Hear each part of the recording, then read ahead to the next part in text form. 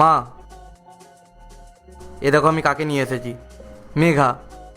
মা, এ দেখো আমি কাকে এনেছি। ও পূজা। আসো তোমরা, বসো। তুমি এখানে না, ওখানে গিয়ে বসো।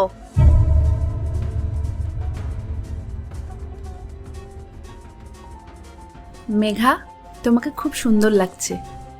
তুমি কি এই রকমই চুড়িদার পরো সব সময়? হ্যাঁ কাকিমা, আমি এরকম ড্রেসই পরি সব সময়। কি বলুন তো, এটা তো আমাদের সংস্কার। বাহ, খুব ভালো লাগলো তোমার কথা শুনে। মেয়েদের এই রকম পোশাকেই ভালো লাগে। কিন্তু আজকালকার দিনের মেয়েরা না, যেসব ছোট ছোট জামা কাপড় পরে আর বলার মতো না। আচ্ছা মা, তুমি রান্না বান্না করতে পারো তো? হ্যাঁ কাকিমা, আমি তো মোটামুটি সব রান্নাই পারি। আর যেটুকু ভুল হবে সেটা আপনি শিখিয়ে দেবেন। হ্যাঁ হ্যাঁ মা, আমি তো আছি। আচ্ছা বলো তো, আমার ছেলে কি খেতে ভালোবাসে? আমি জানি মনোজ চিকেন বিরিয়ানি খেতে পছন্দ করে। আর আমি তো ওকে একবার নিজের হাতে রান্না করেও খাইয়েছিলাম। আচ্ছা, তো মা, তুমি বাড়ির সব কাজকর্ম পারো তো? হ্যাঁ কাকিমা, আমি বাড়ির সব কাজই করতে পারি। আসলে কি বলুন তো, মায়ের তো বয়স হয়েছে, তাই না? মায়ের উপর অত প্রেশার দেওয়া যায় না, তাই আমি যতটা সম্ভব হেল্প করি। সত্যি, আমার তোমার কথা শুনে খুব ভালো লাগলো। আমি এইরকমই একটা মেয়ে আমার ছেলের জন্য খুঁজছিলাম। লক্ষ্মী মেয়ে আমার। আর তুমি প্রথমবার এই বাড়িতে এলে আর এইরকম একটা ড্রেস পরে চলে আসলে? লাজ লজ্জা নেই তোমার? আন্টি, আমি আমার কমফোর্ট জোনে থেকে কাজ করতে পছন্দ করি। এই ড্রেস পরে আমি কমফোর্টেবল, তাই জন্যই পরেছি। শোনো, আমি এইসব একদম পছন্দ করি না। ও কত ভদ্র একটা ড্রেস পরে এসেছে, আর তুমি নিজেকে দেখেছো? যাই হোক, বাড়ির কাজকর্ম করতে কি পারো, নাকি তাও পারো না? না আন্টি, আমি বাড়ির সেরকম কোনো কাজই পারি না। মা, বাড়িতে তো কাজের লোক আছে, তুমি ওকে এই সমস্ত কথা কেন বলছো? তুই চুপ কর, আমি ওকে জিজ্ঞেস করেছি তো। বাড়ির কাজকর্ম তাহলে পারো না? তুমি কি সারাদিন তাহলে এইভাবে সেজেগুজে বসে থাকো? আন্টি, আমি জব করি, সারাদিন বাড়ির বাইরে থাকি। বাড়ি ফিরে আমার কোনো এনার্জি থাকে না আর কাজ করার। আর সেই দিক থেকে বলতে গেলে আমার মাও আমাকে কোনো দিন জোর করেনি এইসব বিষয়ে। আচ্ছা, তুমি কি জানো রাহুল কি খেতে পছন্দ করে?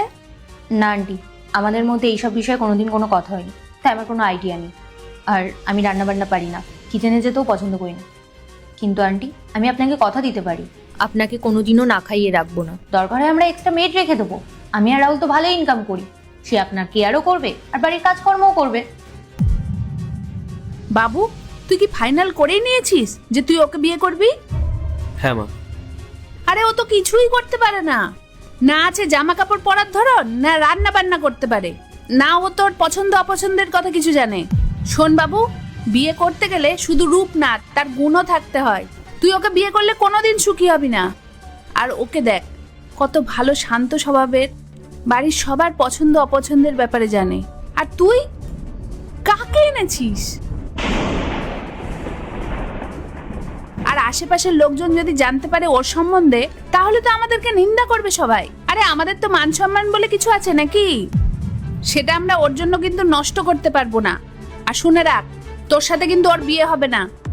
মা, পূজা যেমনই হোক না কেন, আমি ওকেই বিয়ে করব। সেও বাড়ির কাজ পারুক কি না পারুক, রান্নাবান্না করতে পারুক কি না পারুক, শর্ট ড্রেস পরে থাকুক বা যা ইচ্ছা পড়ুক, আমার এতে কিছু যায় আসে না। আমি শুধু এটাই দেখেছি যে ও আমাকে কতটা ভালোবাসে, ও আমার প্রতি কতটা লয়াল। ব্যাস, আমার আর কিচ্ছু জানার দরকার নেই। তুই তাহলে ওকে বিয়ে করবি বলেই ঠিক করে নিয়েছিস? আমারও একটা সিদ্ধান্ত আছে, আমি এখন তোদের জানাচ্ছি।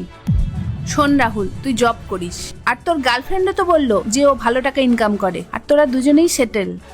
আর মনোজও তো জব করে, তাই আমি ঠিক করেছি আমার সমস্ত প্রপার্টি আমি ট্রাস্টে দিয়ে দেব। তোদের কোনো সমস্যা নেই তো? না, আমার কোনো সমস্যা নেই।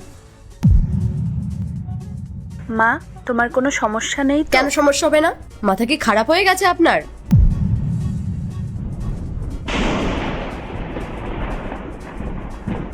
আপনি কি পাগল হয়ে গেছেন? তখন থেকে বলে যাচ্ছেন যে আপনার সব প্রপার্টি ট্রাস্টে দিয়ে দেবেন।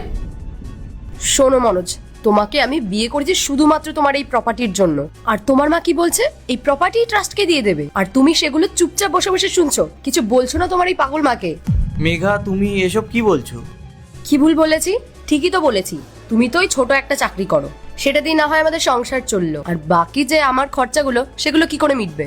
আমি তো ভাবলাম তোমাকে বিয়ে করে তোমার সব প্রপার্টি আমার নামে করে নেব, আর তোমার মায়ের কাছে অনেক টাকা পয়সা, সেগুলো দিয়ে আমার লাইফ পুরো সেট হয়ে যাবে।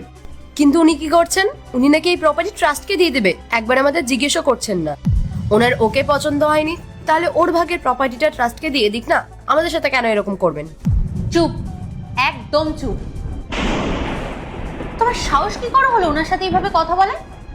এতক্ষণ তো হয়তো খুব ভদ্রতা দেখাচ্ছিলে, খুব সংস্কার দেখাচ্ছিলে। কোথায় গেল তোমার সেই ভদ্রতা, সেই সংস্কার?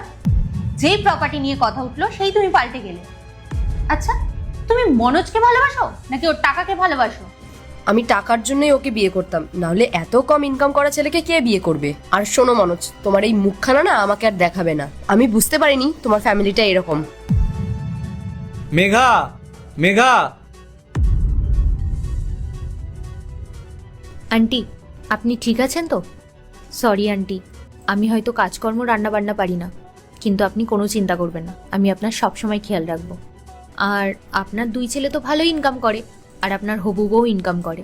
আপনার যেখানে ইচ্ছা হয় আপনি প্রপার্টি দান করুন, তারপর না হয় আমরা একটা নতুন বাড়ি করে নেব। আর চিন্তা করবেন না, আপনাকে আমাদের সাথেই রাখবো। মা, আমাকে ক্ষমা করে দাও। আমি তোমাকে না বুঝতে পেরেই কত খারাপ খারাপ কথা বললাম। তোমার জামা কাপড় দেখেই আমি বিচার করে ফেললাম। আমি বুঝতে পারিনি যে ভালো জামা কাপড় পরলেই সে ভালো হবে। আমাকে ক্ষমা করে দাও মা। কোনো ব্যাপার না আন্টি, আপনি কেন আমার কাছে ক্ষমা চাইছেন? শুনুন, ইংলিশে না একটা কথা বলে, ডোন্ট জাজ এ বুক বাই ইটস কভার। কি মা, বৌমা পছন্দ হয়েছে তো? হ্যাঁ, খুব পছন্দ হয়েছে।